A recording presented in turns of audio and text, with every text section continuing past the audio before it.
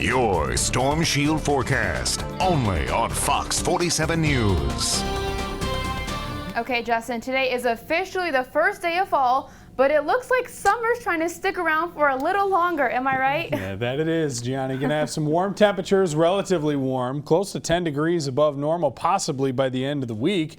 Looking like it's going to be a pretty nice one out there. We did have some players out here on the practice field out at MSU earlier. Now you just see a few folks sanitizing some of the space. There are still some folks on the tennis courts, and what is a wonderful evening out there. Temperatures again for highs today getting into those middle, in some cases even upper 70s. Now again, we've dialed back to around the middle 70s in a lot of spots. 75, 74 seems to be the common theme. And if you'll notice, a little bit further to the west, we've got even more warmth. Minneapolis up in the lower 80s, mid 80s for Fargo, a couple areas all the way up towards the Canadian border. Now that air, that sticks around for these first couple days here of fall, and it'll last until at least the first half of the weekend. Past that, we get a big different story that comes in as far as the temperatures are concerned, and some rain chances. Now the planner this evening, again, very sunny, very clear. Going to be really a beautiful first day of fall. As it has been all day, the evening stays the same way. It may not even need a jacket the next couple of hours, but then we'll end up cooling off a little bit overnight. Still end up above normal,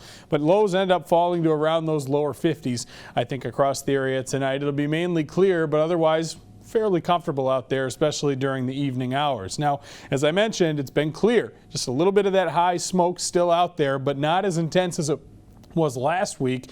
We still have high pressure dominating much of the area, and you can see there's hardly a cloud in the sky. So outside of that smoke, all the way out, extended almost to the Rockies, we've got plenty of beautiful weather, and so that ends up being our pattern for the next couple of days. The only thing that really changes is the temperatures, so we'll show you that instead of the hour by hour here. As you see, we get overnight into those low 50s. By morning, probably around 51, 52 degrees in most spots. As we get into the afternoon, we'll warm it right back up. A lot of folks into those upper 70s again, 78, a few 79s even there by the late afternoon, and we'll only dial back to about the mid 50s overnight in most spots. So fairly comfortable air next couple of days. Might as well bust out that grill cast once more, as we've got just some excellent weather for any sort of outdoor activities, and we've got temperatures in the upper 70s next couple of days. Plenty of sun, a few more clouds once we get into Thursday later in the day especially, but we'll see the sun return in full force Friday. Some folks maybe even getting into those 80s by the time we get there. So for our Wednesday planner, again,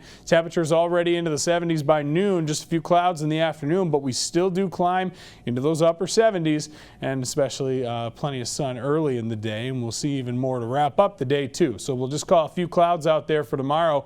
79 degrees, that's going to end up being that high temperature. Now we've got those warm temps, as I mentioned, next several days here, even touching those low 80s for maybe Friday and Saturday as well. But after that, we get a nice low comes through, and that'll bring not only some rain chances, but cooler temps. Only in the 70s for Sunday, and it's low 70s.